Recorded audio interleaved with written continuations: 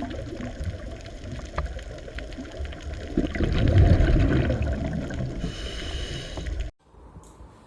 વિદ્યાર્થી મિત્રો, આપણે માનવમાં સામાન્ય રોગોની વાત કરતા હતા અને એમાં આપણે ટાઇફોઇડ, ન્યુમોનિયા, શરદી અને મેલેરિયા એ 4 રોગોની વાત કરી. હવે આજે 5મો રોગ છે અમીબિયાસિસ.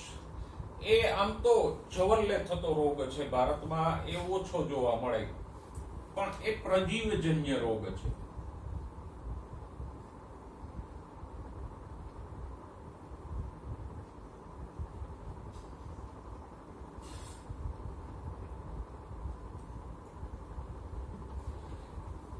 એને યાદ રાખવું પડે એવું નથી, કારણ કે તમે જાણો છો અમીબિયાસિસ એટલે અમીબાથી થતો રોગ છે ને અમીબા શું છે? પ્રજીવ છે.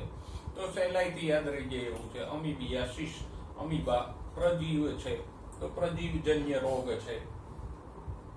એનો રોગકારક કોણ છે? તો કે એન્ટામીબા હિસ્ટોલાઇકા. એ અમીબા જેવું જ પ્રજીવ છે.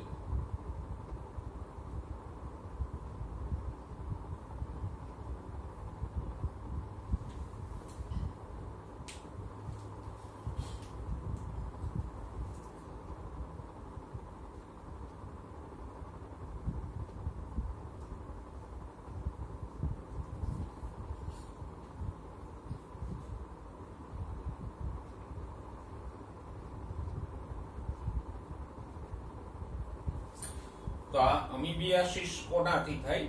તો કે એન્ટામીબા હિસ્ટોલાઇકા અને અમુક અમીબાની અમુક પ્રજાતિઓથી થાય.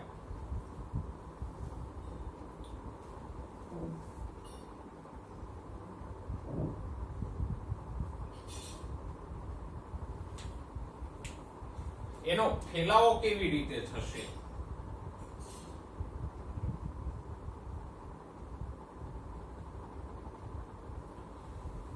તો કે રોગકારક વ્યક્તિના પાચન માર્ગમાંથી આ એન્ટામીબા મળ સાથે બહાર આવે અને પછી આવો મળ પાણીમાં ભળે અથવા તો માખી દ્વારા એ મળથી ખોરાક સુધી આ એન્ટામીબાનું વહન થાય અને પછી આવું દૂષિત પાણી કે ખોરાક કોઈ બીજો વ્યક્તિ લે તો એના શરીરમાં પણ રોગકારકો પ્રવેશે. તો આમ ફેલાવો કેવી રીતે થાય? તો કે દૂષિત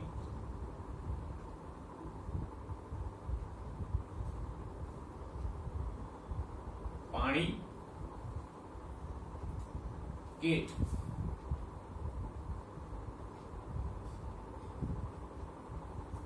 આહારથી ઘરમાખી દ્વારા એનો ફેલાવો થાય.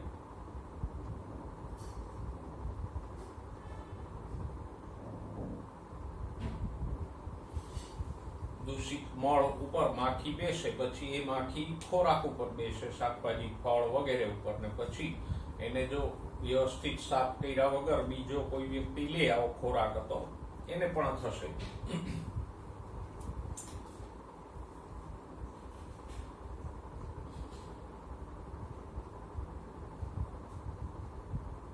લક્ષણો તો કે આ અમીબીય મરડો છે.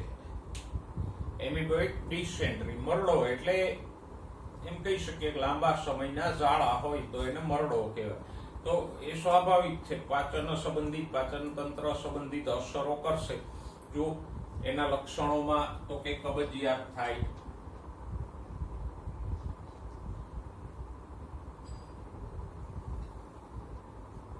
પછી ઉદર એટલે પેટમાં દુખાવો,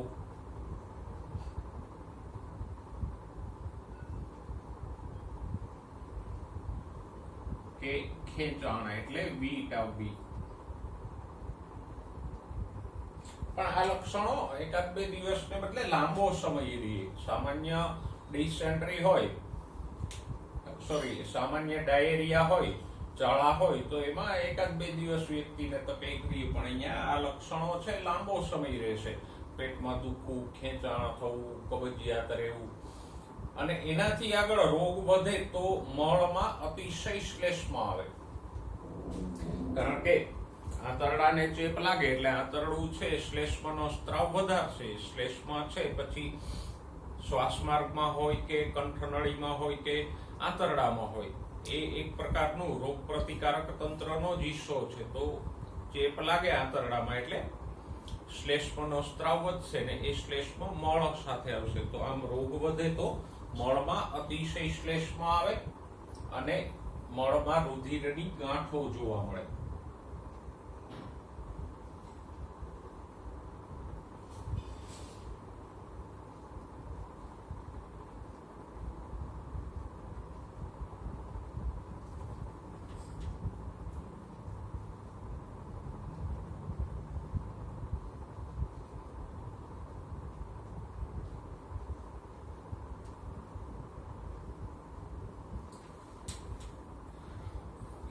તો આ એના લક્ષણો છે. તો આમ અહીંયા પ્રજીવનો જે પાચન માર્ગને અસર કરે છે એટલે બધા પાચન સંબંધિત પાચન તંત્ર સંબંધિત જ લક્ષણો જોવા મળશે, જેમ કે કબજિયાત, પેટમાં દુખાવો કે ખેંચાણ, મળમાં શ્લેષ્મ અને રુધિરની ગાંઠો. તો એક સામાન્ય રીતે યાદ રાખો કે એન્ટામીબા કોને અસર કરે અથવા તો અમીબિયાસિસ થી કયા ભાગને અસર થાય, તો કે પાચન તંત્રને. તો એના સંબંધિત કોઈ લક્ષણ આવે તો આપણને યાદ ના હોય તો આપણે જવાબ આપી શકીએ કે ભાઈ આ દાખલા તરીકે એમ પૂછે કે મળમાં અતિશ્લેષ્મ અને રુધિરની ગાંઠો કયા રોગમાં જોવા મળે અથવા તો કયા રોગકારકને કારણે જોવા મળે. તો આપણે આમ જનરલી યાદ રાખ્યું હોય કે અમીબિયાસિસ કે એન્ટામીબા છે એ પાચન તંત્રને અસર કરે તો ત્યારે આપણે ગેસ કરીને જવાબ આપી શકીએ. કારણ કે બોર્ડમાં આપણને કોઈ માઇનસ માર્કિંગ નથી એટલે ત્યાં તમે ગેસ કરીને જવાબ આપો ને સાચો પડી જાય તો માર્ક્સ વધે. તો આ રીતે સામાન્ય રીતે યાદ રાખ્યું હોય. પછી ન્યુમોનિયા કોને અસર કરે છે, તો કે ફેફસાઓને અસર કરે. શરદી તો કે શ્વાસ માર્ગના આગળના ભાગને અસર કરે છે. તો એવી રીતે યાદ રાખ્યું હોય તો જ્યારે આપણને કન્ફ્યુઝન થાય ત્યારે એ મદદરૂપ થાય. તો આને યાદ રાખજો. જો આપણે બે પ્રજીવજન્ય રોગોની વાત કરી, મલેરિયા અને અમીબિયાસિસ કે જે બંને પ્રજીવજન્ય રોગ હતા. હવે બે કૃમિજન્ય રોગોની વાત કરીએ. ઘણા બધા કૃમિઓ પણ રોગકારકો છે. અહીંયા આપણે જે કૃમિજન્ય રોગોની વાત કરવાની છે એ સૂત્રકૃમિ સમુદાયના કૃમિઓની છે. એમાંનું પહેલું છે એસ્કેરિયાસિસ.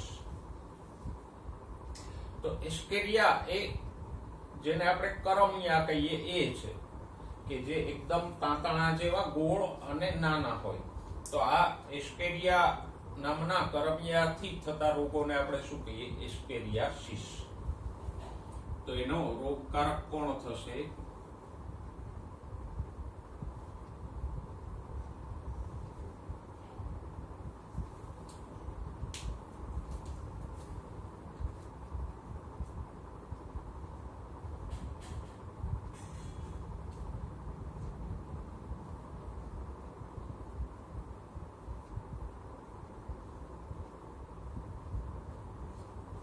સૂત્રકૃમિ સમુદાયનું પ્રાણી છે. જો આ રોગ નો ફેલાવો કેવી રીતે થાય, તો કે આ રોગ પણ અમીબિયાસિસ ની જેમ મળ દ્વારા જ ફેલાશે.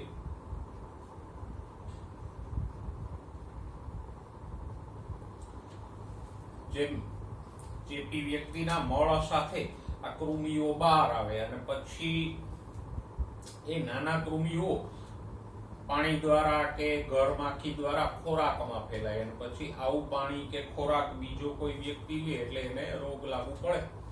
તો આમ દૂષિત પાણી,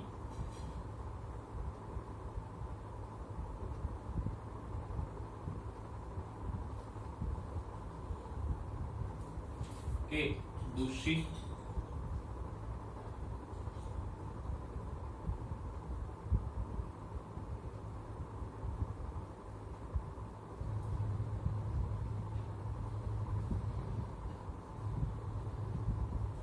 ગરમાખીથી એ ફેલાય.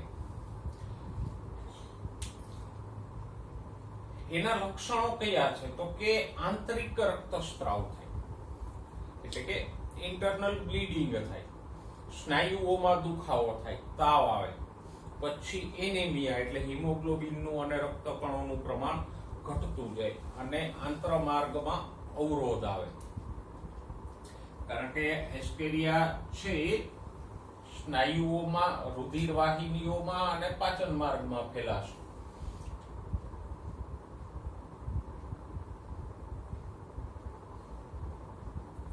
તો આના લક્ષણોને આપણે અમીબિયાસિસની જેમ જનરલાઇઝ યાદ નહીં રાખી શકીએ. આમાં અલગ અલગ ભાગોમાં અસરો થાય છે. જેમ કે આંતરિક રક્તસ્રાવ થાય, એટલે કે શરીરની અંદર જ કોઈ અંગોમાંથી, ખાસ કરીને પાચન માર્ગમાં અને એમાં રક્તસ્રાવ થાય.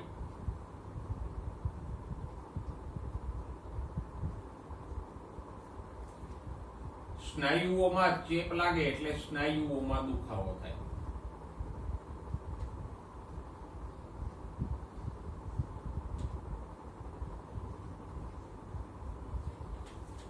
તો આમ આંતરિક રક્તસ્રાવ, સ્નાયુઓનો દુખાવો થાય, તાવ આવે, બરાબર, એનેમિયા થાય અને આંતરમાર્ગમાં અવરોધ થાય. એનેમિયા એટલે રક્તકણો અને હિમોગ્લોબિનનું પ્રમાણ ઘટી જાય, જેથી કરીને વ્યક્તિ છે પીળાશ પડતો, ફીકો દેખાય, પાંડુ રોગ જેને કહેવામાં આવે એ.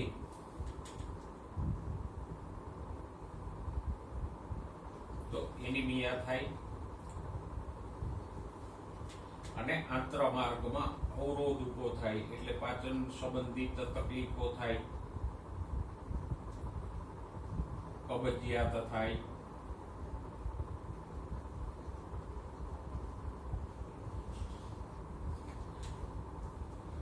તો આ બધા એના લક્ષણો છે. અને આવી વ્યક્તિનો મળ છે એ માખી દ્વારા કોઈ ફળ, શાકભાજી કે બીજા ખોરાક કે પાણીમાં પડે તો એવા દૂષિત પાણી અને ખોરાક દ્વારા બીજી વ્યક્તિને આ રોગ ફેલાઈ શકે. હવે જોઈએ ફિલારિયાસિસ અથવા હાથી પગો. એ પણ ફિલારિયા નામના કૃમિથી થાય, અથવા તો એને વુકેરેરિયા પણ કહેવાય. એનું વૈજ્ઞાનિક નામ છે, પ્રજાતિનું નામ છે વુકેરેરિયા, અને એ ફિલારિયાસિસ પ્રેરે છે, એટલે એને ફિલારિયલ કૃમિ પણ કહેવાય.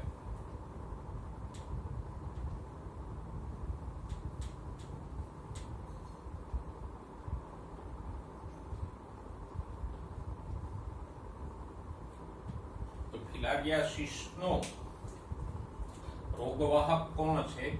તો કે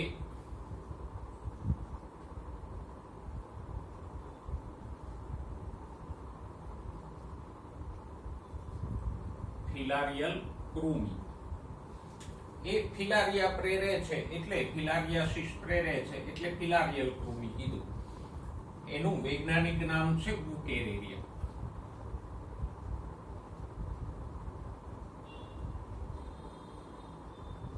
અને બે પ્રજાતિઓ છે, વુકેરેરિયા બેનક્રોફ્ટી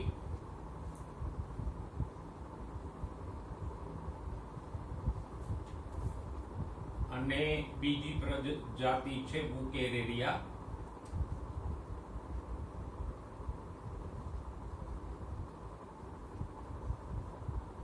મલાઈ.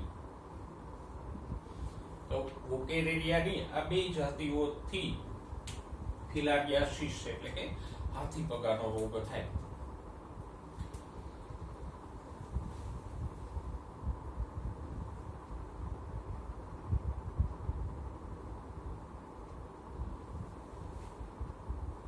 એનો ફેલાવો કેવી રીતે થાય? તો કે આનો ફેલાવો મચ્છર દ્વારા થશે. તો અને એ પણ માદા મચ્છર દ્વારા થશે. તો આ પણ પેલા મલેરિયાની જેમ માદા મચ્છરથી ફેલાતો રોગ છે.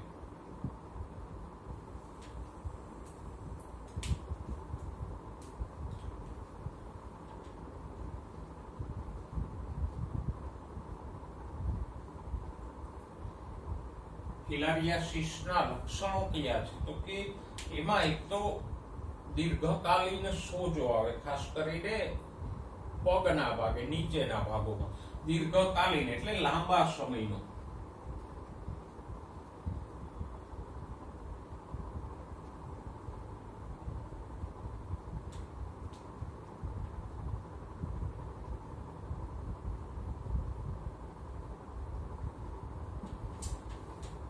લગભગ કાયમી ધોરણે એક વખત ચેપ લાગે પછી કાયમી ધોરણે પગમાં અને કમર સુધીના ભાગોમાં આ સોજો રહે, એટલે જેને શું કીધો છે, દીર્ઘકાલીન સોજો.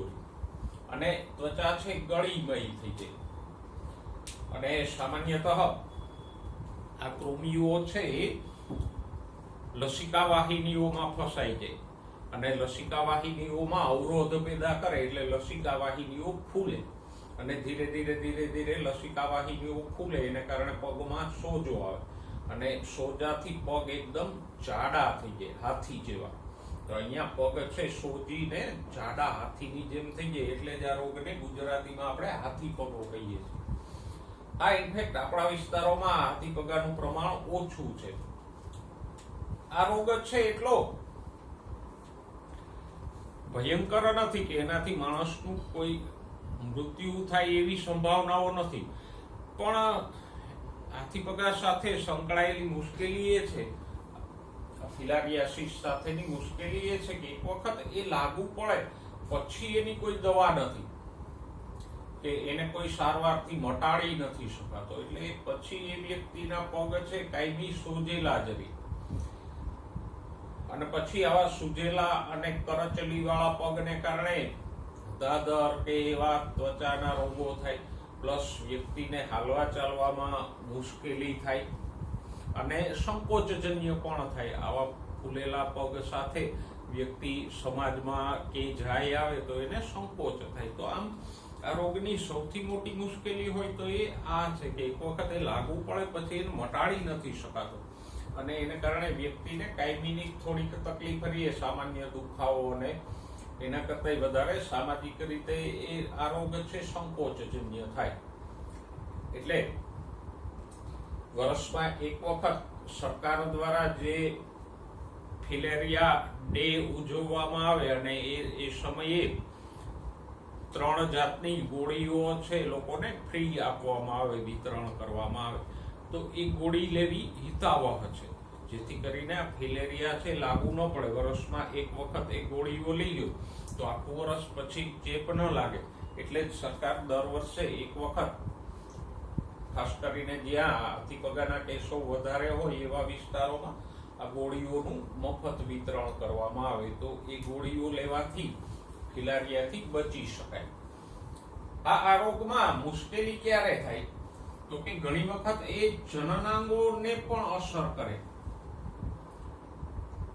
જો રોગ છે એ વધી જાય તો ઘૂંટણથી ઉપરના ભાગે સોજો આવે ને પછી જનનાંગોમાં પણ સોજો આવે.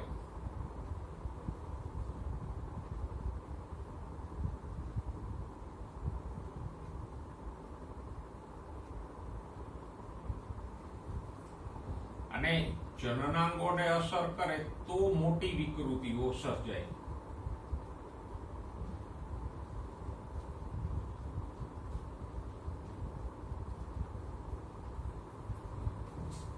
જનનાંગોને અસર થાય એટલે શુક્રકોષોમાં વિકૃતિ આવે. પછી શુક્રકોષોમાં વિકૃતિ આવે તો એ બાળકોમાં પણ વારસામાં ઉતરે. તો ત્યારે એ રોગ છે એ વિકૃતિઓ સર્જીને મોટી નુકસાની કરે. બાકી સામાન્યતઃ આ રોગ છે એને આપણે ઘાતક ન ગણી શકીએ, શરદીની જેમ જ.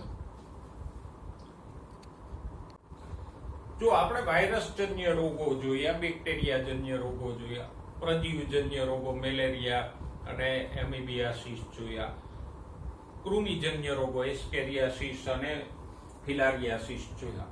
હવે ફૂગજન્ય રોગનું ઉદાહરણ પણ જોઈ લઈએ કે જે કોમન છે, દાદર અથવા જેને આપણે ધાધર કહીએ, એ ચામડીનો રોગ કે જે ફૂગજન્ય છે.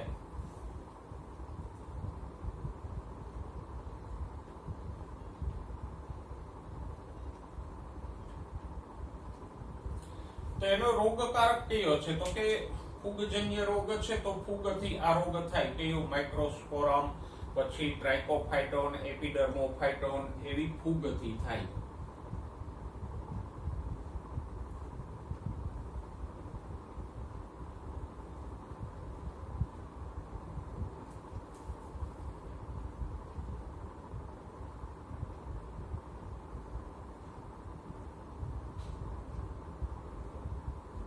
માઇક્રોસ્પોરમ, ટ્રાઇકોફાઇટોન અને એપિડર્મોફાઇટોન.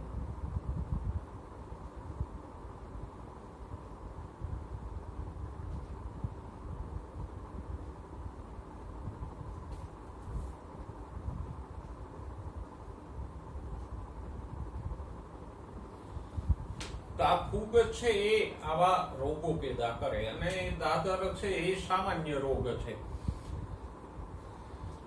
જોકે એમાં કોઈ મોટું નુકસાન નથી થતું, પણ વ્યક્તિને ખંજવાળ આવે, પછી એ સંકોચજનક દેખાય, શરમજનક લાગે, અને બીજું કે એ ઝડપથી ફેલાય છે પણ ખરો. કોઈ આવી દાદરવાળી વ્યક્તિના નેપકિન, ટુવાલ વગેરેનો સંપર્ક થાય તો બીજી વ્યક્તિને આનો ચેપ લાગે, અને લાગ્યા પછી એને મટાડવું મુશ્કેલ થાય, કારણ કે ફૂગને નષ્ટ કરવી એ અઘરી બાબત છે.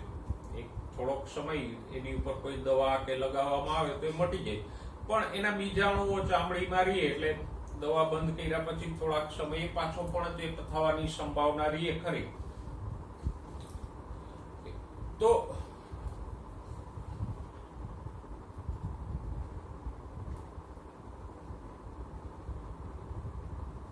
એનો ફેલાવો કેવી રીતે થાય? તો કે ચેપગ્રસ્ત વ્યક્તિના ટુવાલ, કપડા, નેપકિન કે કાંસકાનો ઉપયોગ કરો તો થાય.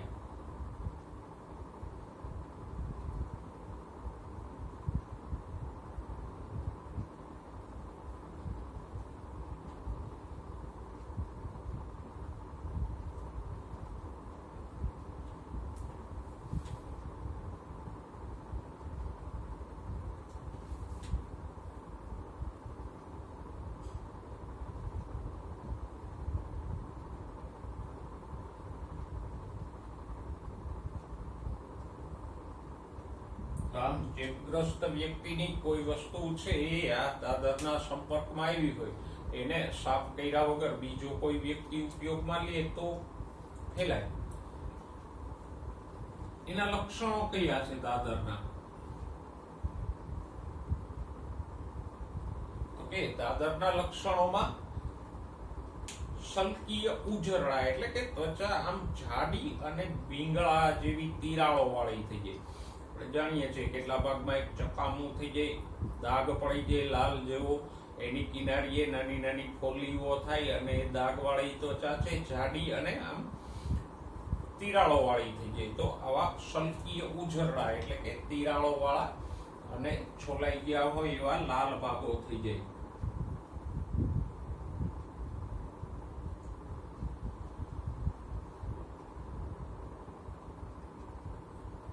પછી એમાં ખંજવાળ આવે.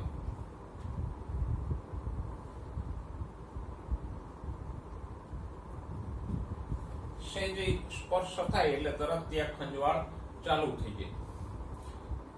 અને આ દાદરનો ચેપ વધારે ક્યાં લાગે?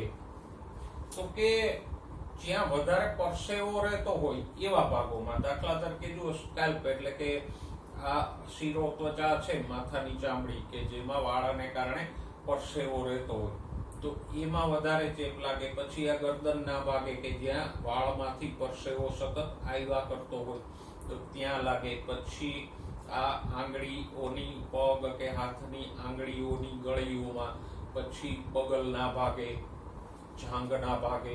તો આવી જ્યાં ગળીયુક્ત અને ભેજવાળી ત્વચા રહેતી હોય ત્યાં એ વધારે થાય. તો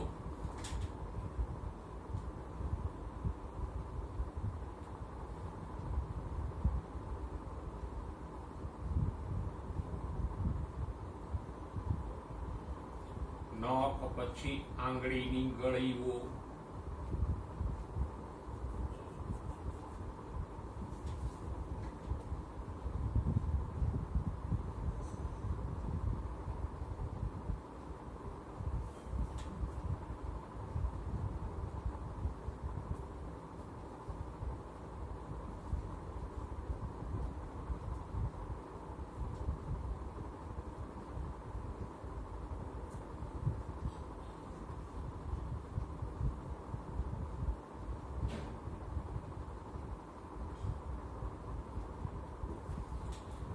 કારણ કે આમાં ફૂગનું લક્ષણ છે કે ફૂગ થોડાક હુંફાળા અને ભેજવાળી જગ્યાઓમાં ફૂગ થાય તો શરીરમાં આ ભાગો છે, સ્કેલ્પ, શિરો ત્વચા, પછી ગરદન, પછી આંગળીની વચ્ચેના ભાગો, તો એમાં વધારે પડતો ભેજ રહે, ગરમી રહે, એટલે ત્યાં આ ચેપ લાગવાની સંભાવનાઓ વધારે રહે.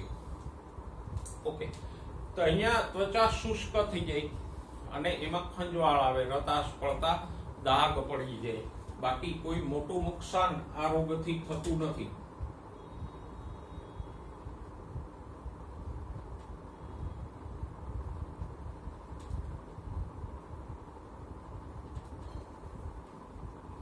અને એમાં ચકામા પડી જાય, એટલે કે રતાશ પડતા દાગ પડી જાય.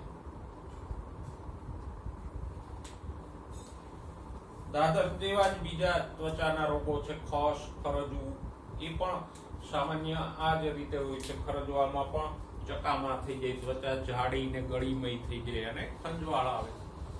તો આ ફૂગજન્ય રોગો છે, દાદર કે ખરજવું. એ તો આપણે મનુષ્યમાં થતા સામાન્ય રોગોની વાત કરી. ટોટલ મળીને આપણે 8 રોગો જોયા. એને બોર્ડ ઉપર મેં જે રીતે લખ્યું છે એમ એક સરસ રીતે એક પેજમાં બધા રોગો વિશે નોંધી લેજો મુદ્દાસર, એટલે તમને યાદ રાખવું સહેલું પડે અને એમસીક્યુ પૂછાય તો સહેલાઈથી એમાંથી આવડી જાય. નહીતર આખો પેરેગ્રાફ હોય તો એ યાદ રાખવો અઘરો પડે.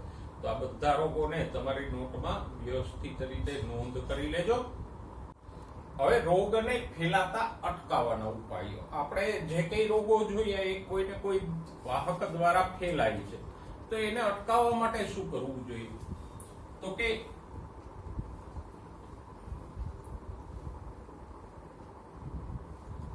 ઘણા બધા રોગો છે પાણી અને ખોરાક દ્વારા ફેલાય છે.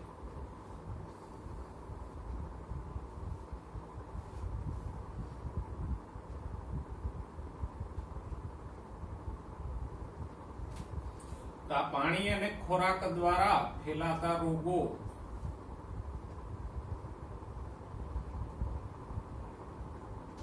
કેવી રીતે અટકાવી શકાય જેથી કરીને બીજા વ્યક્તિઓને નુકસાન ન થાય? સૌથી પહેલા તો એ કે પાણી દ્વારા ફેલાતા રોગો કયા છે? તો કે ટાઇફોઇડ, અમીબિયાસિસ, એસ્કેરિયાસિસ વગેરે પાણી દ્વારા ફેલાય.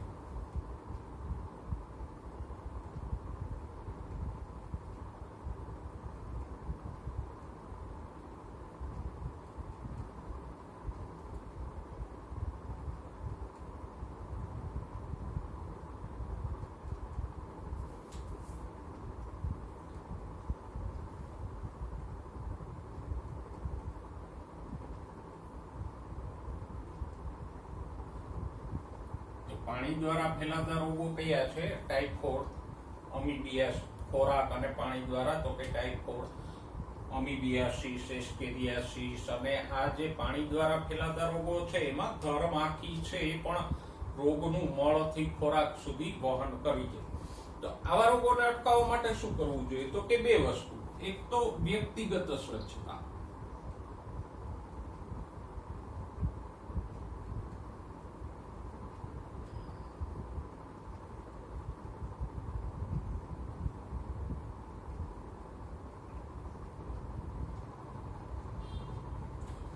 વ્યક્તિએ પોતાની અને પોતાના ઘરની સ્વચ્છતા રાખવી, એને વ્યક્તિગત સ્વચ્છતા કહેવાય. સ્વચ્છતા 2 પ્રકારની હોય. એક વ્યક્તિગત સ્વચ્છતા એટલે આપણા શરીરની ને આપણા ઘરની સાફ સફાઈ, અને બીજી હોય જાહેર સ્વચ્છતા. તો વ્યક્તિગત સ્વચ્છતામાં શું આવે? તો કે શરીરને ચોખ્ખું રાખવું,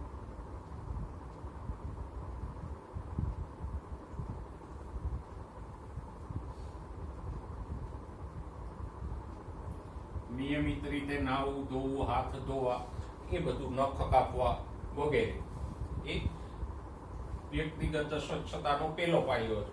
પછી જે કઈ પાણી કે ખોરાક, શાકભાજી વગેરે લેતા હોઈએ તો એ સ્વચ્છ લેવા.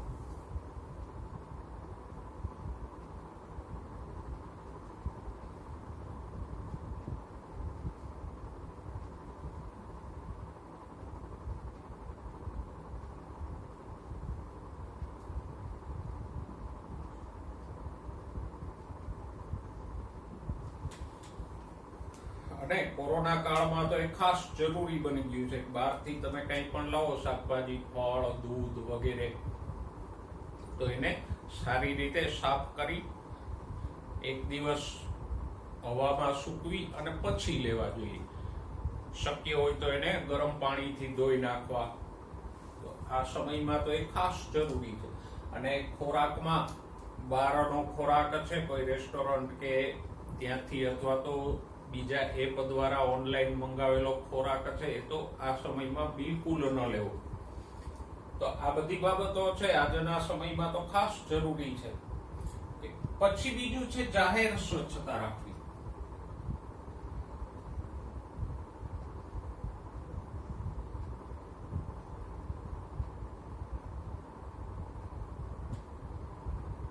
લોકો વ્યક્તિગત સ્વચ્છતા ગમે તેટલી રાખે, પણ જો જાહેર સ્વચ્છતા નહીં હોય તો ક્યાંયથી રોગ લાગુ પડી જ જશે. જાહેર સ્વચ્છતામાં તો કે નકામા પદાર્થો અને ઉત્સર્ગ પદાર્થો, એટલે ટૂંકમાં કહીએ તો કચરો અને મળમૂત્રનો નિકાલ યોગ્ય રીતે કરવો.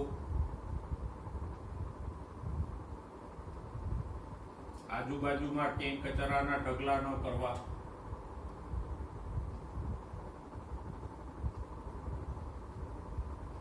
ઘર ગમે એટલું સાફ હોય પણ જો આપણો કચરો આપણે બાજુમાં જ ફેંકીએ તો ત્યાંથી માખી, મચ્છર વગેરે આવીને રોગ ફેલાવાના. પછી જળાશયો, પાણીના કુંડ હોય, ખાળ કુવા કે ગટરો, પાણીની ટાંકી, એ બધાની સાફ સફાઈ કરવી. જળાશયો એટલે તળાવ વગેરે. પછી પાણીના કુંડ, જ્યાં સામાન્ય રીતે લોકો તહેવારોમાં કે નાવા ધોવા જતા હોય, અથવા સ્વિમિંગ પુલ હોય તો એ પણ આમાં આવી જાય કુંડમાં.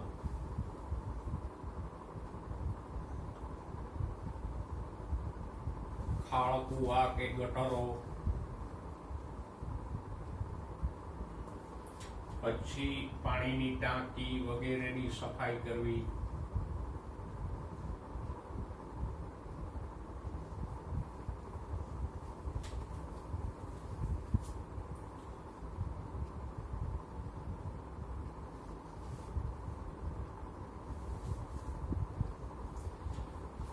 તો આ બે બાબતો, વ્યક્તિગત સ્વચ્છતા અને જાહેર સ્વચ્છતા આવશ્યક છે. સાથે સાથે લોકો ઉપભોગ્ય, એટલે કે ટૂંકમાં આપણે કહી શકીએ જે કઈ જાહેર જગ્યાઓ હોય જ્યાં લોકો અવર જવર રહેતી હોય, જેમ કે શાક માર્કેટ છે, ધાર્મિક સ્થળો છે, તો એવી જગ્યાએ પણ સ્વચ્છતાના ધારાધોરણોનું પાલન કરવું.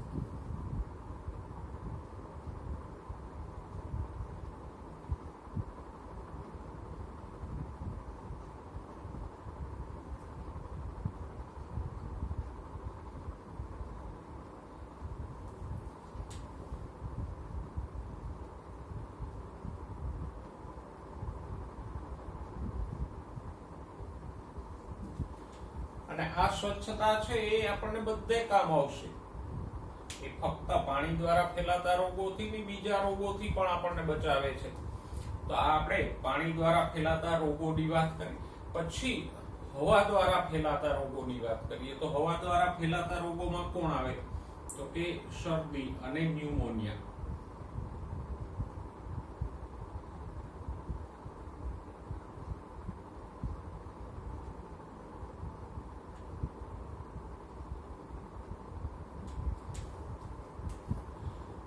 અને આ પણ તમે લખી જ લેજો કે કયા રોગો પાણી દ્વારા ફેલાય છે, કયા રોગો હવા દ્વારા ફેલાય છે, કયા રોગો મચ્છર દ્વારા ફેલાય છે.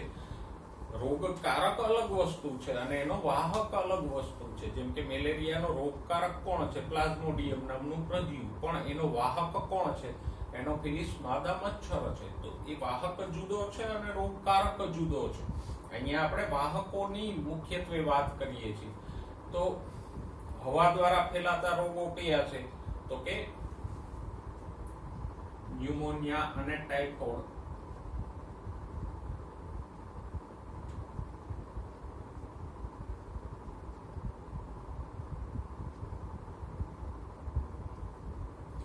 અને 21મી સદીનો આધુનિક રોગ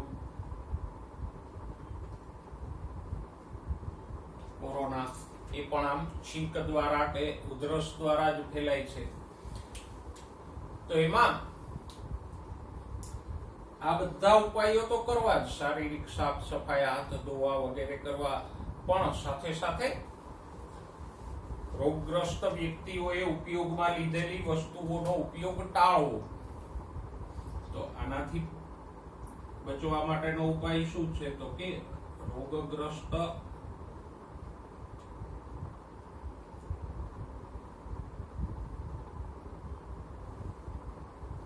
વ્યક્તિએ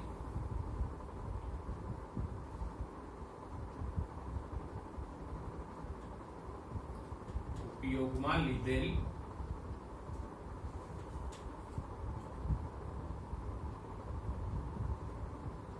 વસ્તુઓનો ઉપયોગ ટાળવો, અથવા જો એને ઉપયોગમાં લેવી જ પડે તો સારી રીતે સ્વચ્છ કરીને લેવી.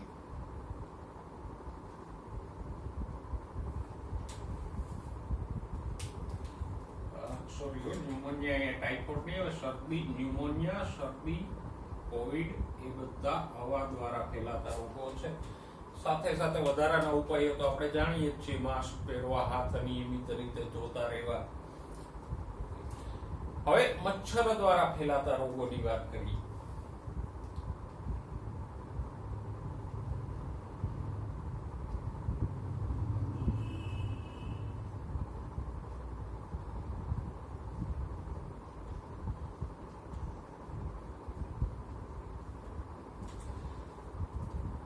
કયા છે? તો કે એક તો આપણે ભણી ગયા મેલેરિયા.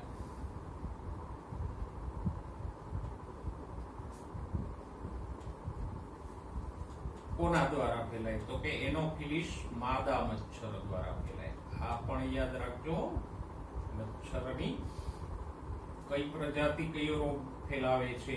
તો કે એનોફિલિસ માદા મેલેરિયા ફેલાવે. પછી ફિલારિયાસિસ,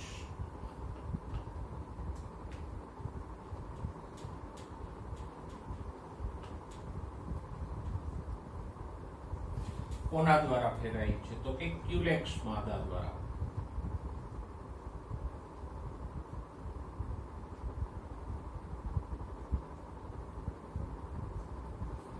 અને ડેન્ગ્યુ કે ચિકનગુનિયા જેવા રોગો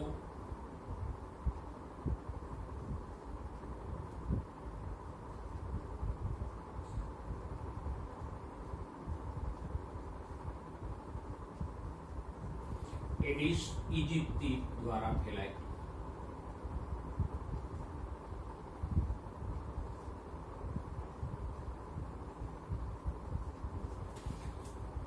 આને ખાસ યાદ રાખજો.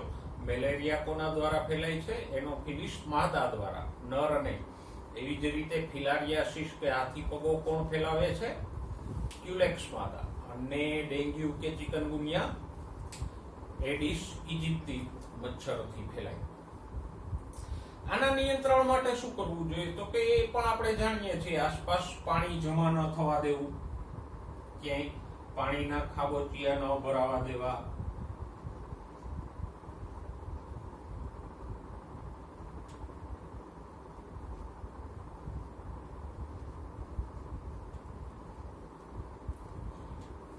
એમાં ચોમાસાના પાણીનો નિકાલ પણ આવી જાય, કે શેરીમાં કે ક્યાંય પણ ગલીઓમાં પાણીના ખાબોચિયા ભરાયેલા હોય તો એને માટી નાખીને પૂરી દેવા. પછી ચોમાસા વગર પણ ક્યાંય પાણી જમા ન થવા દેવું, જેમ કે ખુલ્લી ગટરો દ્વારા પાણી વેવડાવવું નહીં, ખાળ કૂવાનું પાણી કે બાથરૂમનું પાણી છે ખુલ્લે ખુલ્લું ન વેવડાવવું, ક્યાંય પાણી ખુલ્લામાં ફેંકવું નહીં, એ બધું એમાં આવી જશે. પછી તો કે ખાળ કૂવાની નિયમિત સફાઈ કરવી.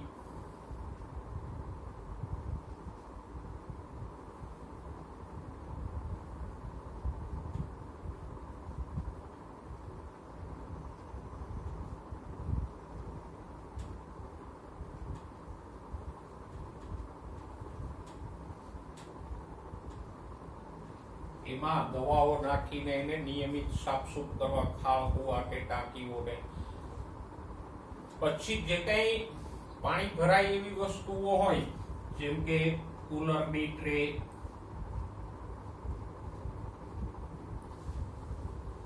તો એની સફાઈ કરવી. પાણીના કુંડા હોય તો એની સફાઈ કરવી.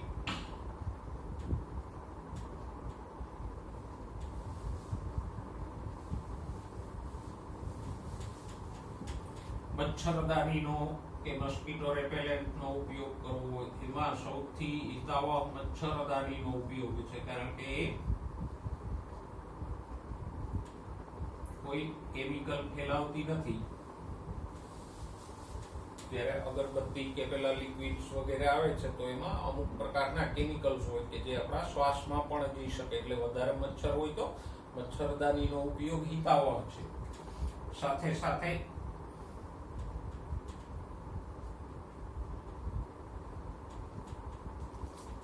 બારી દરવાજામાં જાળી લગાવવી, બારી, જેથી મચ્છરો પ્રવેશે નહીં. ઓકે. પછી ડ્રેનેજ એટલે પાણીનો નિકાલ થતો હોય ત્યાં. પછી પાણીની ટાંકીઓમાં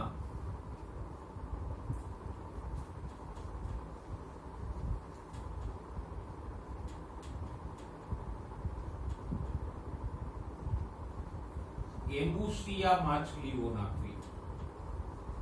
કઈ માછલીઓ નાખવી? ગેમ્બુસિયા નામની માછલીઓ.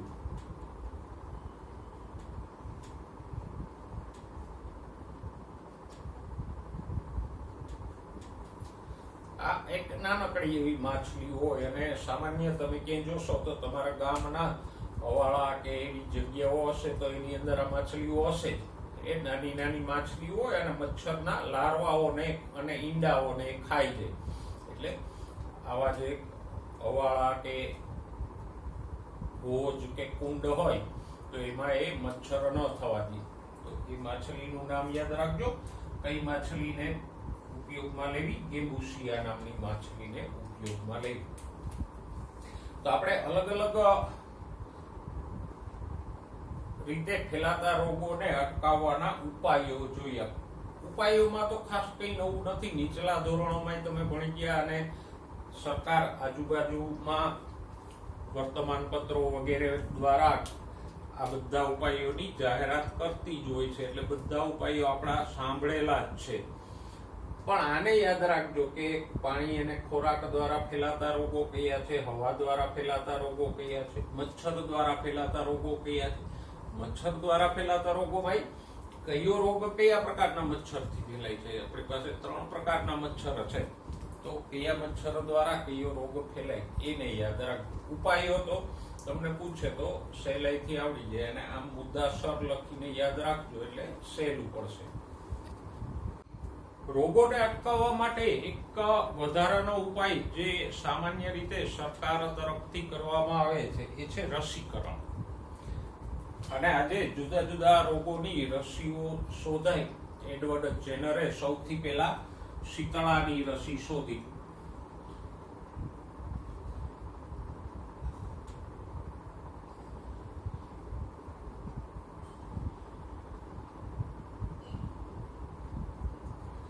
શીતળાનો એક રોગ હતો કે જેમાં શરીર ઉપર ચાંઠાઓ પડી જતા, ખાડાઓ પડી જતા, તો એની રસી સૌથી પહેલા એડવર્ડ જેનરે શોધી. પછી ઘણા બધા રોગોની રસીઓ શોધાણી, જેમ કે પોલિયો, ડિપ્થેરિયા, ન્યુમોનિયા, ટીટેનસ.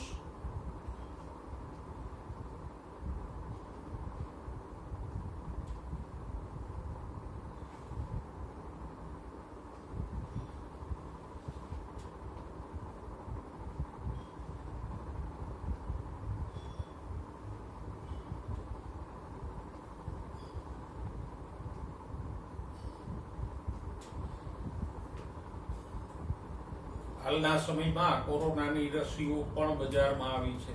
તો આમ અલગ અલગ રોગોની રસીઓ શોધી અને લોકોનું રસીકરણ કરવાથી પણ રોગો નાબૂદ થઈ જાય. એમાંના આ બધા રોગો છે, શીતળા, પોલિયો, ડિપ્થેરિયા, ન્યુમોનિયા, ટીટેનસ, એ બધાને તો આપણે નાબૂદ પણ કરી ચૂક્યા છીએ કે આપણા દેશમાં આ રોગોના કે ન્યુમોનિયાના અમુક કેસો જોવા મળે, બાકી શીતળા હોય, પોલિયો, ડિપ્થેરિયા, ટેટેનસ એવા કેસો જોવા નથી મળતા. એનું કારણ રસીકરણ છે કે લોકોને એક વખત રસી આપી દેવામાં આવે પછી એને રોગ લાગુ પડતો નથી. તો આમ રસીકરણ છે એ પણ રોગોને ફેલાવતા અટકાવવાનો એક ઉપાય છે, પણ આપણે એને અલગ એટલે રાખ્યો કે આગળના જે ઉપાયો છે એ આપણે વ્યક્તિગત રીતે કરવાના છે, સ્વચ્છતા વગેરે. પણ રસીકરણ છે એ સરકાર તરફથી રસીઓ આપીને કરવામાં આવે.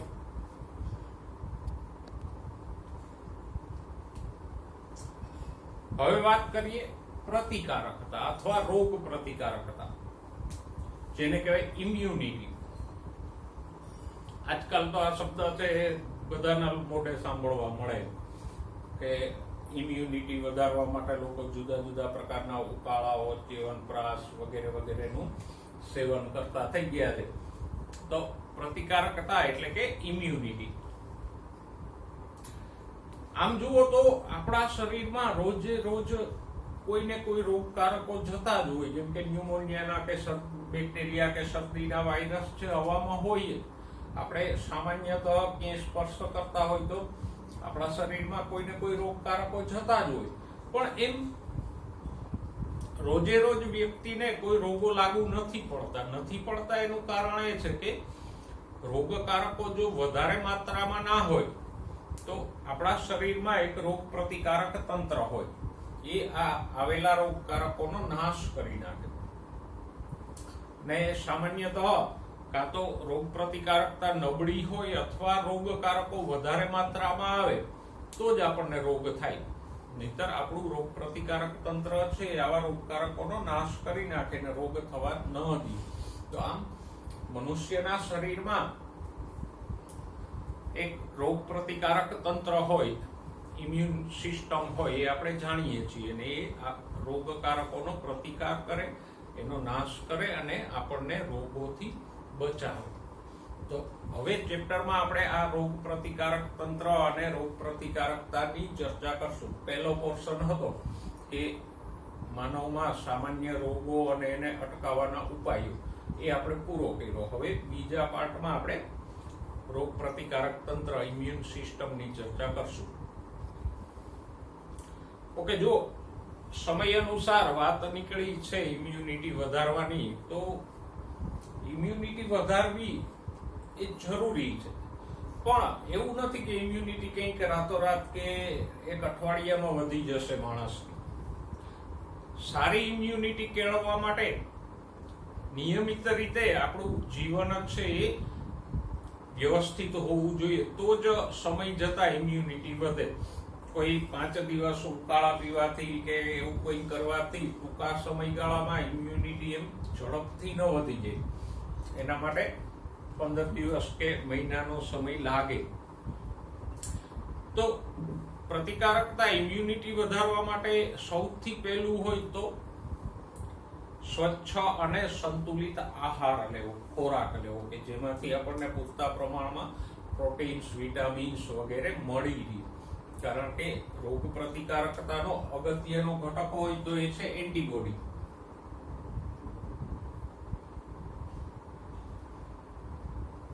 એનો અભ્યાસ આપણે કરશું, પણ એન્ટીબોડી છે પ્રોટીનના બનેલા છે.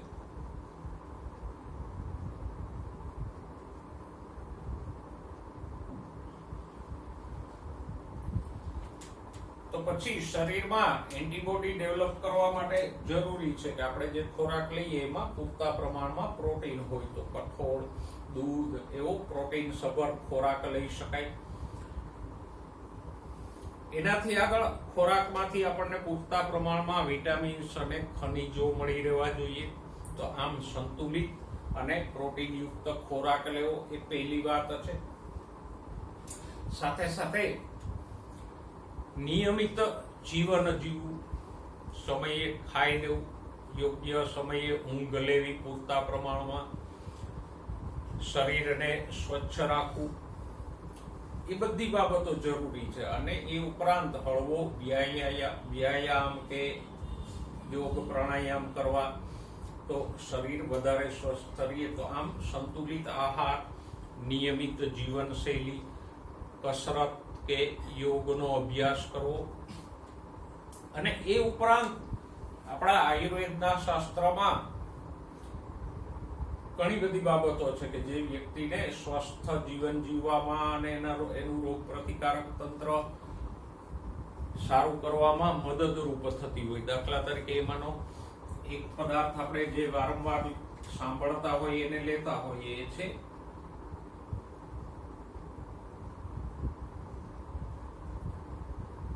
ચ્યવનપ્રાશ. તો ચ્યવનપ્રાશ છે એ ચ્યવન નામના ઋષિએ બનાવેલું છે, અને એવું કહેવાય છે કે આ ચ્યવન ઋષિ ગરડા થઈ ગયા હતા તો એણે આ ચ્યવનપ્રાશ બનાવી અને એનું સેવન કર્યું અને ફરીથી એણે યુવાની પ્રાપ્ત કરી. એટલે ઉંમર ઘટી તો ન જાય પણ એણે યુવાન જેવી સ્વચ્છતા અને સજ્જતા પ્રાપ્ત કરી લીધી આ ચ્યવનપ્રાશના સેવનથી. તો એ પણ ઇમ્યુનિટી વધારવા માટે એક અગત્યનું છે. સાથે સાથે ચ્યવનપ્રાશમાં 70 કરતાંય વધારે ઔષધિઓ પડે, અને આટલી બધી ગુણકારી ઔષધિઓનું મિશ્રણ આપણે સેવન કરીએ તો એનાથી પણ શરીરને ફાયદો થાય. અને હા, એક વસ્તુ કરી કે આયુર્વેદ છે એ આજે પણ સરકાર માન્ય થેરાપી છે. થેરાપી એટલે સારવાર પદ્ધતિ છે, અને ભલે એ સામાન્ય રોગોમાં એ ભલે ધીમી અસરો કરતું હોય પણ નિયમિત અને સ્વસ્થ જીવન જીવવા માટે એલોપેથી કરતા આયુર્વેદ છે એ વધારે હિતાવહ છે. તો એમાં જે કંઈ છે ચ્યવનપ્રાશ છે, બીજી ગોળીઓ કે ઉકાળાઓ છે એનું સેવન કરવું. તો આમ ઇમ્યુનિટી વધારવા માટે સંતુલિત આહાર, નિયમિત જીવનશૈલી, કસરત, યોગ અને આવા બધા આયુર્વેદિક ઉપાયોનું સેવન કરો તો સમય જતા ઇમ્યુનિટી વધે. પણ એનો અર્થ એવો નથી કે 2-4 દિવસે લઈ લીધું, કરી લીધું ને પછી પાછા હતા એમ આવી ગયા તો ઇમ્યુનિટી ન વધે. હા, સાથે સાથે જંક ફૂડ એટલે પેકેટમાં આવતા ખોરાકો, નૂડલ્સ વગેરેનો ત્યાગ કરવો. કારણ કે આ બધી વસ્તુઓ છે, વેફર્સ હોય કે ફ્રાઈમ્સ હોય કે નૂડલ્સ હોય, તો એમાં ફક્ત ને ફક્ત સ્ટાર્ચ જ હોય છે. વિટામિન્સ કે પ્રોટીન્સનું પ્રમાણ એમાં અતિશય નીચું હોય.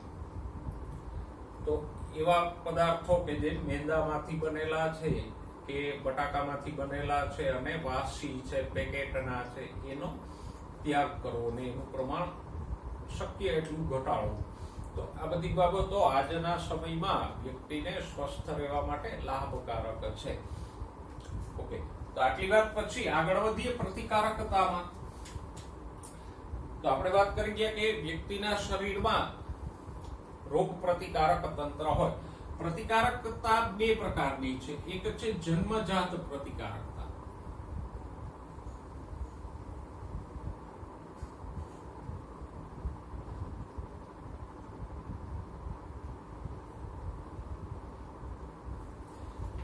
અને બીજી છે ઉપાર્જિત પ્રતિકારકતા.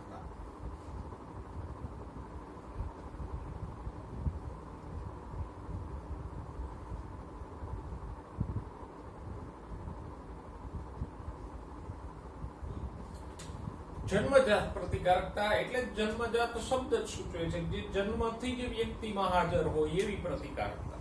અને ઉપાર્જિત પ્રતિકારકતા, ઉપાર્જિત શબ્દનો જ અર્થ થાય વ્યક્તિએ જીવન દરમિયાન મેળવેલું. ઉપાર્જિત શબ્દનો અર્થ શું થાય?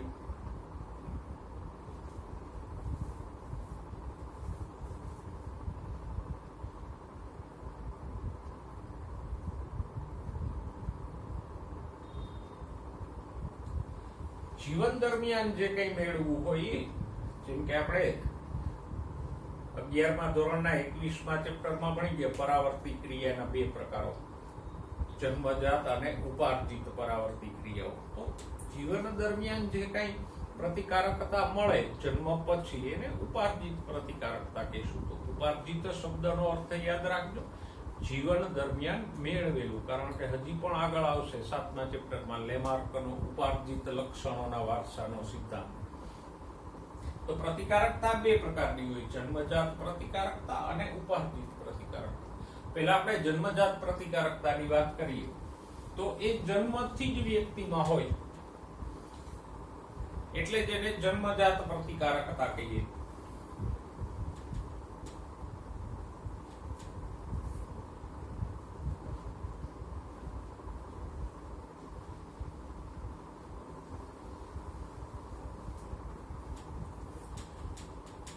હવે જન્મજાત પ્રતિકારકતાના અંતરાયો એટલે કે જન્મજાત પ્રતિકારકતામાં શેનો સમાવેશ થાય તો કે 4 પ્રકારના અંતરાયો કે અવરોધો છે કે જે જન્મથી જ આપણામાં હોય અને આ અવરોધો કે અંતરાયો આપણા શરીરમાં રોગકારકોને પ્રવેશતા અટકાવે. અંતરાય એટલે અવરોધ કે જે રોગકારકને પ્રવેશતો અટકાવે છે એવો અવરોધ. તો આ જન્મજાત પ્રતિકારકતાના અંતરાયોને આપણે 4 પ્રકારમાં વહેંચી શકીએ. પહેલું છે શારીરિક અંતરાયો.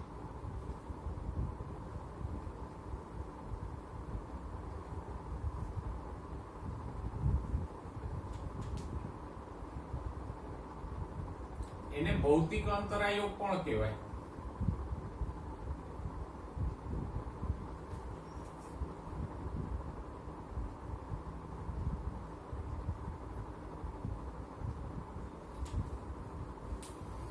કારણ કે ભૌતિક રીતે ફિઝિકલી એટલા આમ મજબૂત છે ને કે એની આરપાર રોગકારકો પ્રવેશી શકતા નથી. તો એમાં શું છે તો કે પહેલું આવે ત્વચા. ભૌતિક અંતરાયમાં પહેલું કોણ આવશે? ત્વચા. તો ત્વચા એટલી ગાઢ અને મજબૂત છે કે એની આરપાર કોઈ રોગકારકો પ્રવેશી શકતા નથી. આમ ત્વચાને આપણે સામાન્ય રીતે આવા કોઈ રક્ષણાત્મક કે પ્રતિકારક તંત્રના ભાગ રીતે રૂપે નથી જોતા, પણ જરા વિચારો કે ક્યાંય પણ ત્વચા ઉખડી જાય કે નાશ પામે છે તો ત્યાંથી તરત રોગકારકો પ્રવેશી જાય છે. મતલબ કે ત્વચા આપણને રોગકારકોથી રક્ષણ આપે છે. તો પછી એ પણ એક પ્રતિકારક તંત્રનો જ ભાગ થયો. તો શારીરિક કે ભૌતિક અંતરાયમાં પહેલો કયું છે? ત્વચા, કે જે એટલી મજબૂત અને ગાઢ છે કે રોગકારકોને પ્રવેશતા અટકાવે છે. શારીરિક અંતરાયમાં બીજા છે શ્વસન માર્ગ, જઠરાંતરીય માર્ગ અને મૂત્રજનન માર્ગમાં આવેલા શ્લેષ્મ.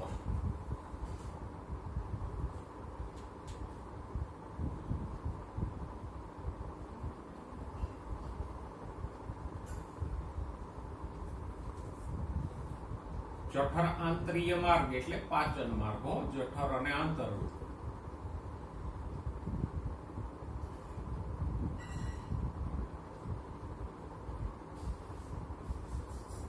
અને મૂત્રજનન માર્ગમાં આવેલી શ્લેષ્મ.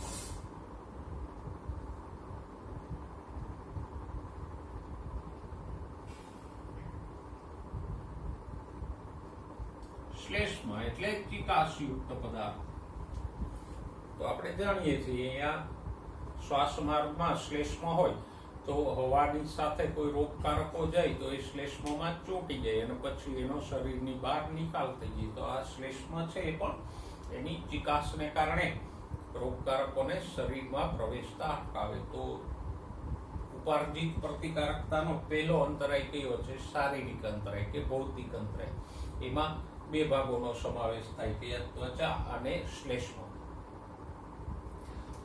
પછી છે દેહધાર્મિક અંતરાયો કે જે રાસાયણિક રીતે રોગકારકોનો નાશ કરે છે. એ આવા મજબૂત કે એવા ગાઢ નથી, પણ એ રાસાયણિક રીતે રોગકારકોનો નાશ કરે એટલે આપણે એને કહીશું દેહધાર્મિક અંતરાયો.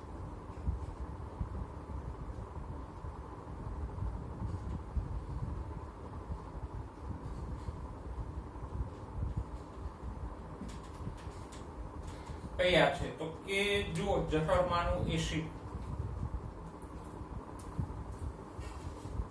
પહેલું આમાં કયું આવે? જઠરમાં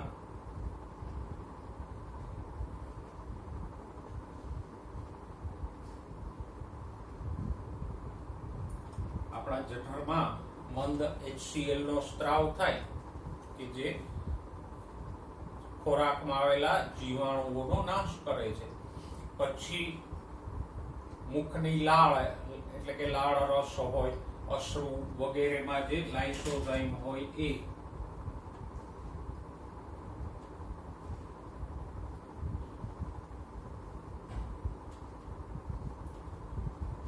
લાઇસોઝોમ નામનો પદાર્થ શેમાં હોય તો કે લાળ અને અશ્રુમાં હોય. તો એ પણ જીવાણુનાશક છે અને એટલે જ સામાન્ય આપણે નાનપણમાં બધા કરી ગયા છે. ક્યાંય વાગ્યું હોય તો તાત્કાલિક ધોરણે આપણે એની ઉપર લાળ મૂકી દઈએ, કારણ કે એમાં લાઇસોઝાઇમ હોય જે એન્ટીબેક્ટેરિયલ છે અને બેક્ટેરિયાઓનો નાશ કરે. પછી જન્મજાત પ્રતિકારકતાનો ત્રીજો અંતરાય છે કોષાંતરીય અંતરાય.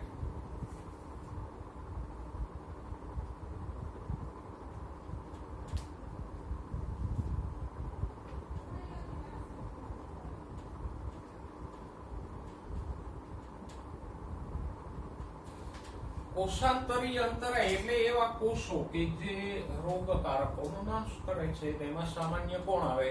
શ્વેત કણોનો સમાવેશ થાય ને. તો આપણા શરીરમાં આવેલા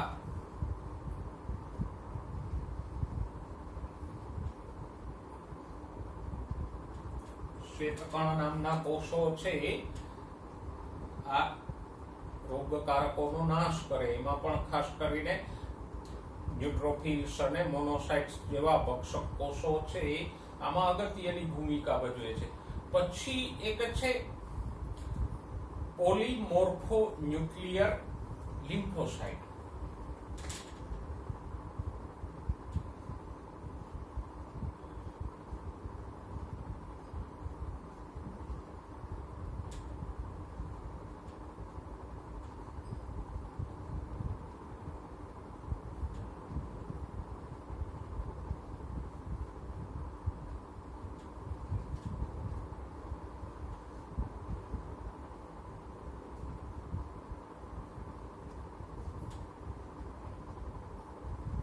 પહેલા તો આ ફૂલ ફોર્મ યાદ રાખજો. PMNL એટલે પોલીમોર્ફોન્યુક્લિયર લિમ્ફોસાઇટ. બહુરૂપી કોષ કેન્દ્ર વાળા. પોલીમોર્ફિક એટલે બહુરૂપી, અલગ અલગ સ્વરૂપનું હોય એવું.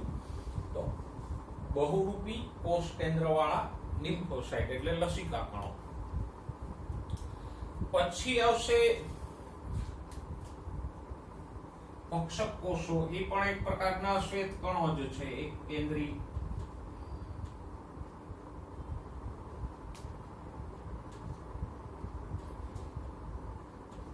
કણો.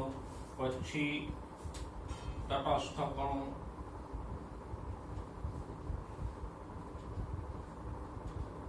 જે ભક્ષક કોષો તરીકે કામ કરે છે.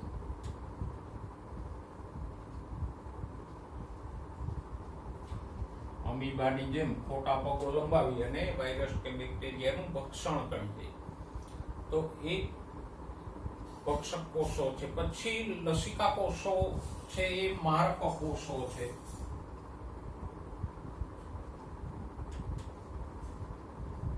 કે જે એન્ટીબોડી ઉત્પન્ન કરી અને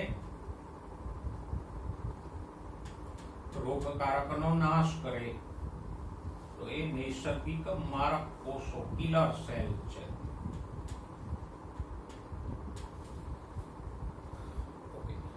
પછી ઘણી બધી પેશીઓમાં બૃહદ કોષો હોય.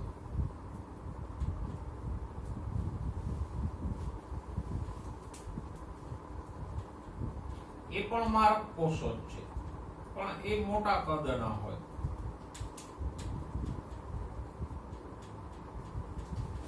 કે જે બેક્ટેરિયા વાયરસને મારી નાખે છે. અને આ બૃહદ કોષો છે એ આ એક કેન્દ્રી કણોનું જ રૂપાંતરણ છે. તો આ બધા કોષો શ્વેત કણોમાં એક કેન્દ્રી કણો અને તટસ્થ કણો કે જે ભક્ષક કોષો તરીકે કામ કરે. પછી PMNL પોલીમોર્ફોન્યુક્લિયર લિમ્ફોસાઇટ્સ, પછી લસિકા કોષો, બૃહદ કોષો, એ બધા કોષો એવા છે કે જે રોગ પ્રતિકારકતા સાથે સંકળાયેલા છે. અને આ બધું આપણા શરીરમાં જો જન્મજાત હોય છે ને, આપણે વાત શું કરીએ જન્મજાત પ્રતિકારકતા, તો ત્વચા હોય, શ્લેષ્મ હોય, જઠરનું એસિડ, લાઇસોઝાઇમ, આ બધા કોષો એ વ્યક્તિમાં જન્મજાત હોય છે. તો એટલે જ એને આપણે જન્મજાત પ્રતિકારકતા કીધી. અને કોષરસીય અંતરાય,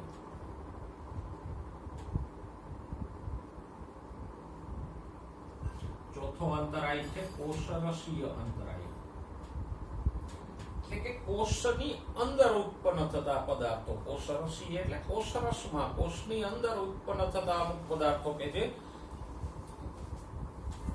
રોગકારકોનો નાશ કરે છે. એમાં કોનો સમાવેશ થાય? તો કે ઇન્ટરફેરોન અને ઇન્ટરલ્યુકિન જેવા પ્રોટીનોનો.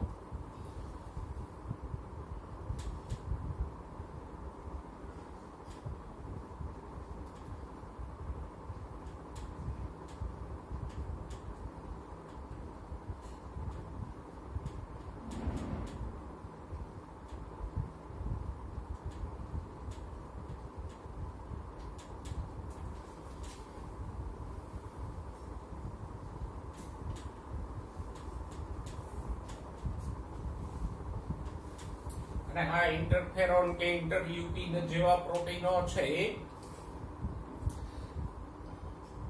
વાયરસથી કોષોને બચાવે, એટલે કે વાયરસગ્રસ્ત કોષો છે આ ઇન્ટરફેરોન ઇન્ટરલ્યુકિનનો સ્ત્રાવ કરે, પછી આ ઇન્ટરફેરોન અને ઇન્ટરલ્યુકિન આજુબાજુના બીજા કોષોને વાયરસનો ચેપ લાગતા અટકાવે.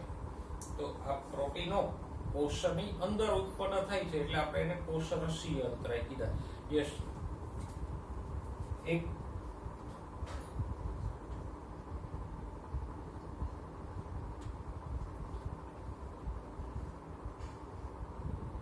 ઇન્ટરલ્યુકિન 6 જેને ટૂંકમાં IL-6 પણ કહેવામાં આવે. સામાન્ય કોઈ વ્યક્તિને વધારે પડતો કોવિડ એટલે કોરોનાનો ચેપ લાગ્યો હોય તો એના શરીરમાં IL-6 ઇન્ટરલ્યુકિન 6 પ્રોટીનનું પ્રમાણ વધે, અને આ પ્રોટીનો આમ તો રક્ષણાત્મક છે પણ એનું પ્રમાણ વધી જાય તો પણ શરીર છે એ હાઇપર એક્ટિવ થઈ જાય, આપણું ઇમ્યુન સિસ્ટમ હાઇપર એક્ટિવ થઈ જાય. અને આ IL-6 ને ઘટાડવા અને ઇમ્યુન સિસ્ટમને સ્ટેબલ કરવા માટે ડોક્ટર પેલું મોંઘા ભાવનું 35-40 હજાર વાળું ટોસિલિઝુમાબ નામનું ઇન્જેક્શન આપે કે જે આ IL-6 ને નિયંત્રિત કરે. કારણ કે આ પ્રોટીનો ફાયદાકારક છે પણ વધારે ચેપ હોય ત્યારે આ પ્રોટીનોનું પ્રમાણ વધી જાય તો પણ આપણું ઇમ્યુન સિસ્ટમ છે હાઇપર થઈ જાય ને શરીરના બીજા અંગોને નુકસાન કરે.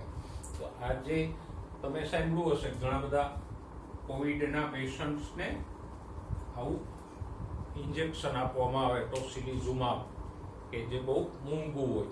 તો એ આ ઇન્ટરલ્યુકિન નામના પ્રોટીનને નિયંત્રિત કરવા માટે આપવામાં આવે જેથી કરીને આપણું પ્રતિકારક તંત્ર સ્ટેબલ રહે, વધારે પડતું સક્રિય ન થઈ જાય. તો આપણે જન્મજાત પ્રતિકારકતાના અંતરાયોની વાત કરી. એમાં મુખ્ય 4 અંતરાય છે. શારીરિક કે ભૌતિક અંતરાય, એમાં કોનો સમાવેશ થાય? ત્વચા અને શ્લેષ્મ. દેહધાર્મિક અંતરાય, એમાં જઠરનું એસિડ અને લાઇસોઝાઇમ. કોષાંતરીય અંતરાય એટલે કોષીય અંતરાયમાં અલગ અલગ પ્રકારના કોષો, શ્વેતકણો, PMNA, લસિકા કોષો, બૃહદ કોષો. અને ચોથો અંતરાય છે કોષરસીય અંતરાય, એમાં ઇન્ટરફેરોન અને ઇન્ટરલ્યુકિન જેવા પ્રોટીનોનો સમાવેશ થાય. આટલું યાદ રાખી લ્યો તો આમાંની આ મોટા ભાગની રચના તમે ભણી ગયા છો. ત્વચા વિશે તમે જાણો છો, સમજો છો. શ્લેષ્મ ભણી ગયા છો. જઠરના એસિડનું કાર્ય 11માં ભણી ગયા. લાળ રસમાં આવેલ લાઇસોઝાઇમ 11મા ધોરણના 16મા ચેપ્ટરમાં ભણી ગયા. આ બધા કોષો છે એ પણ તમે ક્યાંક ને ક્યાંક ભણી ગયા છો. તો એનું વર્ણન અઘરું નથી પણ દરેક પેલા ચારેય અંતરાય અને ચારેય અંતરાયમાં જે ઘટકો આવે છે એને પેલા યાદ રાખી લ્યો તો જન્મજાત પ્રતિકારકતા સહેલાઈથી યાદ રહી જશે. કારણ કે જન્મજાત પ્રતિકારકતાનો મુદ્દો છે થિયરીમાં પૂછવા માટે પણ તમારા માટે મહત્વનો છે. સરસ રીતે થિયરીમાં પૂછી શકાય કે જન્મજાત પ્રતિકારકતાના અંતરાયો સમજાવો. તો થિયરીમાં પૂછવા માટે પ્રશ્ન અગત્યનો છે અને યાદ રાખવા માટે બોર્ડ ઉપર જેટલું લખ્યું છે એટલા મુદ્દાઓને નોંધીને યાદ રાખી ગયો એટલે સહેલાઈથી તમને પૂરેપૂરા માર્ક મળી જાય.